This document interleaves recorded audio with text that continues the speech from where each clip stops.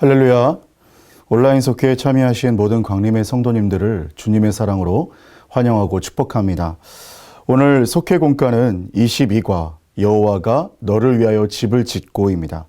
오늘 온라인 속회를 통해서 하나님의 풍성한 사랑을 누리시기를 주님의 이름으로 축원합니다. 함께 기도하시겠습니다.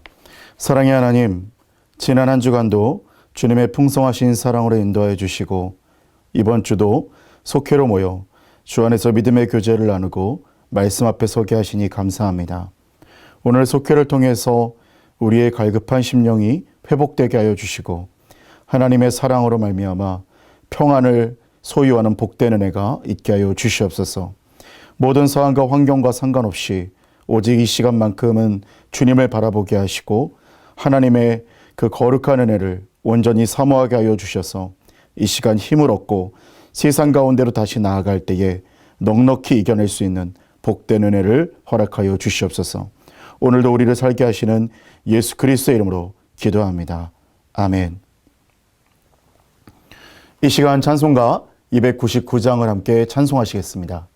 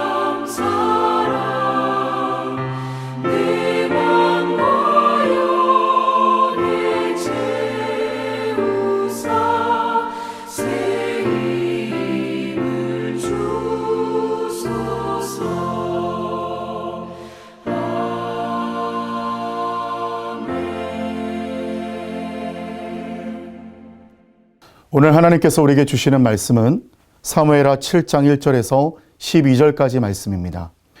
사무엘하 7장은 나단 선지자를 통해서 다윗에게 주시는 하나님의 언약을 기록하고 있습니다. 이 언약은 사무엘서의 가장 핵심이고 또 다윗의 집을 하나님께서 영원토록 인도하시겠다라는 그 약속, 그것이 바로 중심 주제입니다. 마침내 통일왕국의 왕이 된 다윗은 정치 사회적인 안정을 위해서 쉼없이 전쟁을 하며 승리했습니다. 또한 언약궤를 아비나답의 집에서 예루살렘으로 옮기면서 신앙적으로도 회복하는 모습을 볼 수 있게 됩니다. 위험과 투쟁, 그리고 기다림의 세월을 지내서 그 고단하고도 험난한 인생 가운데서도 지금 이 자리까지 지켜주신 것이 바로 하나님의 은혜였다는 것을 다윗은 잘 알고 있었습니다. 그러므로 언약궤를 옮긴 일은 여호와 앞에서 힘을 다하여 춤을 출 만큼 정말 중대한 사건이었습니다. 하나님의 인도와 보호 앞에서 다윗은 자신의 신앙 고백과 그리고 마땅한 응답을 하고 있었던 것입니다. 이제 다윗은 거기에서 멈추지 않고 하나님을 위해서 언약궤를 둘 집을 짓겠다, 이렇게 말씀까지 하고 있습니다. 그렇지만 하나님은 이를 거절하시고서는 오히려 자신이 다윗을 위하여서 집을 세우실 것이라고 말씀을 하면서 다윗과의 언약을 체결하십니다. 그렇다면 하나님께서 다윗을 위해 세우시는 이 집이란 무엇일까요? 본문을 통해서 그 의미를 발견하고 또 우리에게 주시는 그 하나님의 말씀을 우리가 함께 받으며 영적인 도전과 은혜를 받으시기를 주님의 이름으로 축원합니다. 첫 번째로는 기쁨이 울려 퍼지는 견고한 집입니다. 본문 11절과 12절은 이렇게 말씀합니다. 여호와가 너를 위하여 집을 짓고 네 수완이 차서 네 조상들과 함께 누울 때에 내가 네 몸에서 날씨를 네 뒤에 세워 그의 나라를 견고하게 하리라, 이렇게 말씀을 하고 있습니다. 왕위가 끊어지지 않는 후손의 복, 또한 전쟁의 역사에서도 피 흘려 죽지 않고 수명이 다하여 죽게 될 것이라는 그 약속의 복, 그로 인해서 다윗을 위한 견고한 집을 세우시겠다라는 약속을 주십니다. 이것은 다윗의 집에게 주시는 약속인데 사울의 집에 받았던 사울의 집이 받았던 그 징계와는 너무나 대조적인 것이었습니다. 사울은 수완을 채우지 못하여 전사했고, 그리고 큰아들 요나단도 한날 한시에 전쟁터에서 전사하게 되었습니다. 또한 그의 둘째 아들 이스보셋은 사울의 뒤를 이어서 왕이 되었지만 부하들의 손에 죽임을 당함으로 왕위가 끊어지게 되는 것을 볼 수 있게 됩니다. 그렇지만 다윗의 집은 그렇지 않았습니다. 그 이유는 다윗이 하나님 앞에서 의인의 삶을 살았기 때문에 그렇습니다. 의인이란 어떠한 사람입니까? 하나님께 마음이 열려있는 자, 그리고 하나님의 음성과 말씀을 듣고 그대로 살려고 노력하는 자입니다. 비록 불완전하고 부족하지만 하나님의 도우심을 바라고 살아가는 사람이 바로 의인이라는 것입니다. 시편 기자는 의인의 장막에는 기쁜 소리, 그리고 구원의 소리가 있으며 여호와의 오른손이 권능을 베푸시며 라고 기록하고 있습니다. 다윗의 집은 불완전하지만, 완전한 집은 아니었지만, 그렇지만 그럼에도 불구하고 하나님을 바라는 집, 하나님을 바라는 가문이었습니다. 그렇게 다윗의 집은 의인의 집이라 칭함받을 수 있었고, 그리고 이 집에는 의인의 상징이었던 기쁨이 가득했던 그러한 집이었습니다. 우리도 다윗과 같이 하나님 앞에 의인으로 살고자 할 때 정말 하나님 앞에 마음이 열려 있고 또 하나님의 음성과 말씀을 듣고 그대로 살려고 노력하고 또 주님 앞에 나아가고 부족하고 온전하지 않지만 그럼에도 불구하고 주님을 의지하려고 애쓰며 주님께로 나아오는 자, 그러할 때에 우리의 심령에 또 우리의 가문에 우리의 가족들에게 우리의 삶의 현장 가운데 큰 기쁨과 삶이 넘쳐나게 될 줄로 믿습니다. 두 번째로는 구원의 소리가 울려나는 위대한 집입니다. 구원의 소리가 울려나는 위대한 집입니다. 본문 8절과 9절은 이렇게 말씀합니다. 내가 너를 목장 곧 양을 따르는 데에서 데려다가 내 백성 이스라엘의 주권자로 삼고 네가 가는 모든 곳에서 내가 너와 함께 있어 네 모든 원수를 네 앞에서 멸하였은즉 땅에서 위대한 자들의 이름같이 내 이름을 위대하게 만들어 주리라 말씀합니다. 하나님은 다윗의 이름과 그의 집을 위대하게 만드실 것이라 이렇게 약속을 하는데, 이는 철저하게 하나님의 구원의 역사를 통해서 가능했던 것을 볼 수 있게 됩니다. 시편 118편 14절에서 15절의 말씀은 이렇게 말씀하는데, 여호와는 나의 구원이 되셨다. 의인의 장막에는 구원의 소리가 있고 여호와의 오른손이 권능을 베푸셨다. 아멘입니다. 이렇게 말씀하였던 것처럼 하나님은 정말로 구원을 베푸시는 분이십니다. 구원에 해당하는 헬라어 이 소테르는 육체, 정신, 영적인 모든 부분, 즉 모든 전인격적인 부분들의 회복을 의미합니다. 하나님은 우리의 삶에 지배하는 죄와 또 이로부터 파생하는 상처, 죽음, 절망 등 이 모든 문제들을 해결해 주시고 우리에게 참된 회복과 평안을 주시고 위로와 소망을 주십니다. 예전에 다윗에게 하나님께서는 그 대적들을 멸하심으로 그 구원을 이루셨던 것처럼 오늘 우리에게는 예수 그리스도께서 십자가를 통해 구원을 베푸시고 이루어 가십니다. 우리 또한 십자가의 은혜로 구원의 위로를 경험하게 됩니다. 죄가 있음에도 십자가 앞에 나올 때에 죄가 사하여진다는 격려와 위로를 받게 되는 것입니다. 또한 우리의 믿음을 흔들고 파괴하는 죄를 이길 수 있는 용기를 얻게 됩니다. 십자가는 우리를 하나님의 나라로 이끌게 되고 그리고 영원한 생명을 준다는 소망을 갖게 되었습니다. 이처럼 하나님은 예수 그리스도로 말미암는 위대한 구원의 집을 오늘 우리의 삶 가운데 지어나가시기를 원하십니다. 예수 그리스도와 십자가를 받아들이는 믿음을 통해서 구원의 소리가 울려나는 복된 인생이 되시기를 주님의 이름으로 축원합니다. 세 번째로는 쉼과 평안이 있는 집입니다.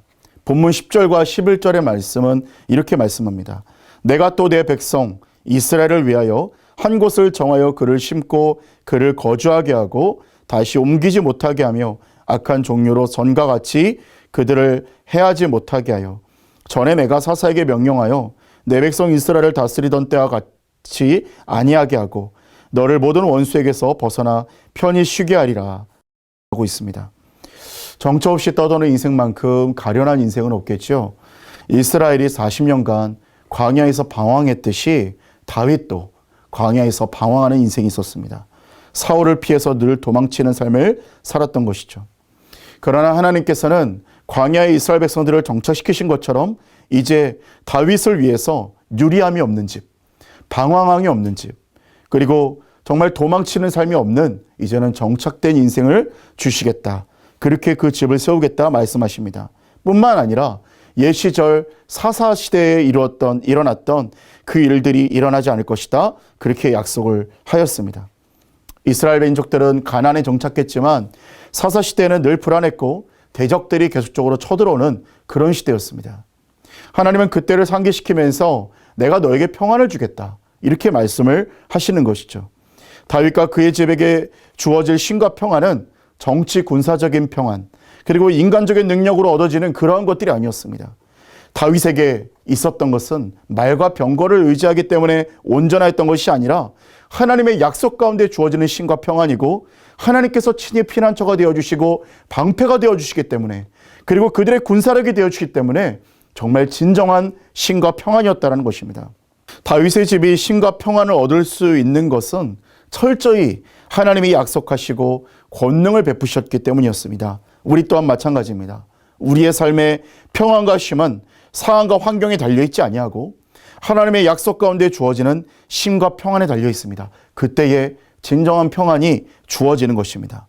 그러므로 우리는 우리를 바라보고 우리의 상황과 환경이 좋아지게끔 유도하고 잘 되게끔 노력하는 것에서 그치는 것이 아니라 우리는 언제나 하나님의 약속에 기대어서 하나님을 신뢰하고 바라보아야 됩니다. 나의 힘과 능력이 아니라 하나님을 바라보는 삶이 될 때 하나님은 우리를 위해서 진정한 쉼과 평안을 허락하여 줄 줄로 믿습니다. 함께 기도하시겠습니다. 사랑의 하나님 감사합니다. 다윗에게 베푸신 그 사랑과 놀라운 은혜를 기억하며 또한 우리의 삶에도 동일한 기대와 은혜가 있도록 인도하여 주시옵소서. 더욱 주님을 바라보고 주님을 사랑함으로 우리의 삶의 평안과 구원과 기쁨이 넘치게 하여 주시옵소서. 또한 모든 이들과 더불어 화목의 놀라운 은혜와 관계회복의 역사가 우리 삶 속에 펼쳐지는 축복을 더하여 주시옵소서. 우리의 삶의 유일한 주인이신 예수 그리스도의 이름으로 기도합니다. 아멘. 이제 찬송가 293장 함께 부르시면서 준비하신 예물 주님 앞에 올려드리겠습니다.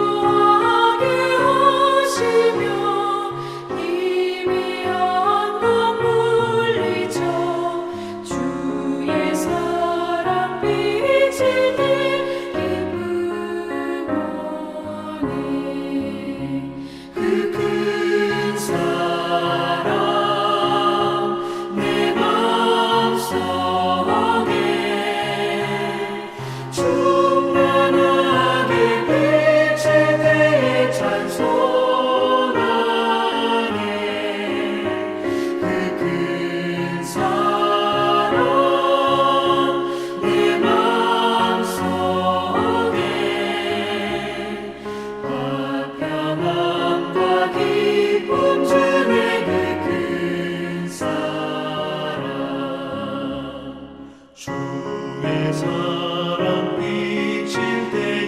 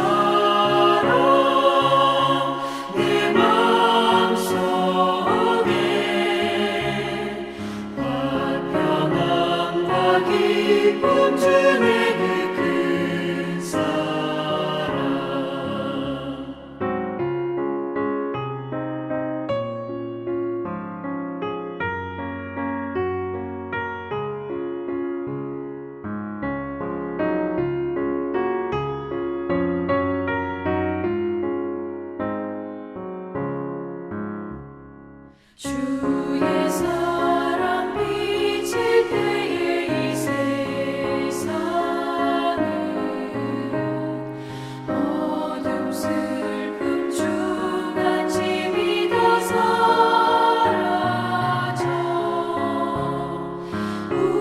우리들을 가는 길 밝히 비춰주시며 복을 받게 하시니 그 큰 사랑 그 큰 사랑 내 마음속에 충만하게 비칠 때에 찬송하네 그 큰 사랑 내 마음속에 화평함과 기쁨 주네 그 큰 사랑 주의 사랑 비칠 때에 그 광채가 찬란하게 우리 둘러 비치겠네 세상 모두 이기고 천국 생활할 때도 주의 사랑 비치네 그 큰 사랑 그 큰 사랑 내 마음속에 충만하게 비칠 때에 찬송하네 그 큰 사랑 내 마음속에 화평함과 기쁨 주네 그 큰 사랑 이제 드려진 예물을 위해 기도하시고 주기도문으로 모든 속회 예배를 마치겠습니다. 사랑의 하나님, 오늘도 주님께서 불러주신 속회 모임으로 하나님 앞에 예배드리게 하시니 감사합니다. 이 속회를 통해서 우리에게 놀라운 은혜 허락하여 주신 줄로 믿습니다. 오늘도 하나님 아버지의 뜻에 순종하며 또한 우리의 삶 가운데 하나님께서 거룩한 집을 세우시고 기쁨으로 또 평강으로 또 우리에게 하나님께서 놀라운 축복으로 우리에게 집을 세워주시고 구원을 허락하실 때 모든 것 가운데 그리스도의 사랑이 우리 안에 충만히 덮여지는 복된 은혜가 있게 하여 주시옵소서. 이 시간 주님 앞에 귀한 예물로 정성된 마음을 구별해 올려드린 주님의 귀한 권속들이 있습니다. 주님께서 그 마음의 중심을 받아주시고 하늘의 신령한 은혜로 채워주시며 하늘의 상급으로 넘치도록 채우시고 역사하여 주시옵소서. 가정에 막혀있던 문제가 뚫어지게 하시고 인간의 힘으로 어떻게 할 수 없는 일들이 한계가 없으신 주님으로 말미암아 기적으로 응답받는 역사들이 일어나게 하여 주시옵소서. 나아가 이 시간 이후에도 주님께서 임재하여 주셔서 모든 두려움과 모든 슬픔들이 떠나가게 하여 주시고 새로운 마음이 부어지게 하여 주시옵소서. 감사드리며 예수님의 이름으로 기도드립니다. 아멘. 하늘에 계신 우리 아버지여, 이름이 거룩히 여김을 받으시오며 나라의 임하옵시며 뜻이 하늘에서 이루어진 것 같이 땅에서도 이루어지이다. 오늘날 우리에게 일용할 양식을 주옵시고 우리가 우리에게 죄진 자를 사하여 준 것 같이 우리 죄를 사하여 주옵시고 우리를 시험에 들게 하지 마옵시고 다만 악에서 구하시옵소서. 대개 나라와 권세와 영광이 아버지께 영원히 있사옵나이다.